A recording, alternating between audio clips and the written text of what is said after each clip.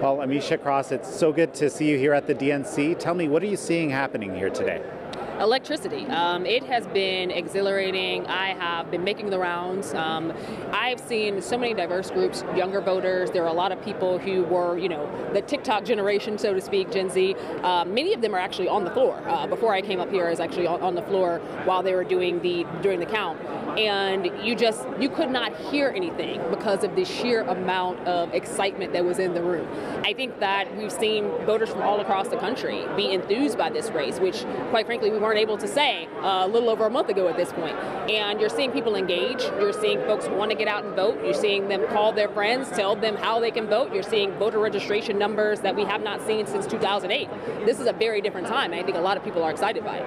Well, so let's talk about 2008 for a moment. Do you think that the Harris-Walz ticket could, in terms of results, perhaps surpass 2008 Obama? What do you think?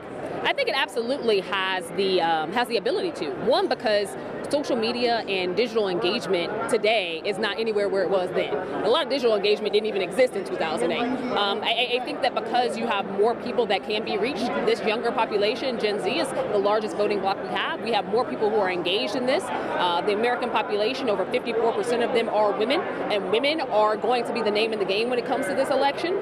And what we've seen from Kamala Harris and what she recently released in terms of her economic plan is one that includes child tax credits. It's one that includes a path to home ownership for individuals who are in the middle class and have been fighting to reach the American dream for so long. It includes things like making sure that the prescription drugs that people readily need for things like diabetes, heart conditions, high blood pressure, things that occur regularly in the American population, that they will be able to afford those things and not have to worry about maybe not being able to pay their utility bill or to pay their housing costs just to be able to make enough to take care of that life-saving medication.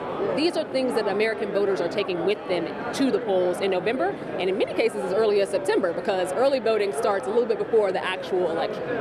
I've been hearing a lot about America remanufacturing, like recreating the manufacturing base that has been gutted over the last however many decades. Do you see that as a possible path with this ticket? I absolutely do, and I like that you asked that question. Earlier today, I went to an event where Sean Fain of the UAW, the United Auto Workers, was speaking. My grandfather, his path to the middle class, his path to leaving Jim Crow era Mississippi was to move to Detroit and then Chicago to work in the auto industry. I think that when we talk about bringing back jobs, when we talk about bringing back manufacturing, he also worked in steel mills. These are the types of things that help to build towards that process.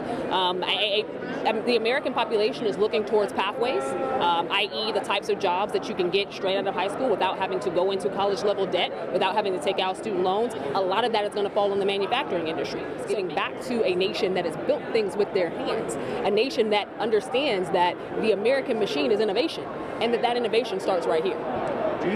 What sort of role do you see bipartisanship playing with this ticket? Well, we can't make it without bipartisanship. And I think that in as much as Kamala Harris was very strategic in how she chose Tim Walz as her vice president, somebody who has been known to reach across the aisle, someone who built those relationships when he was in Congress himself, I think that it's going to be extremely important to recognize that you don't get any of this done without Congress as well.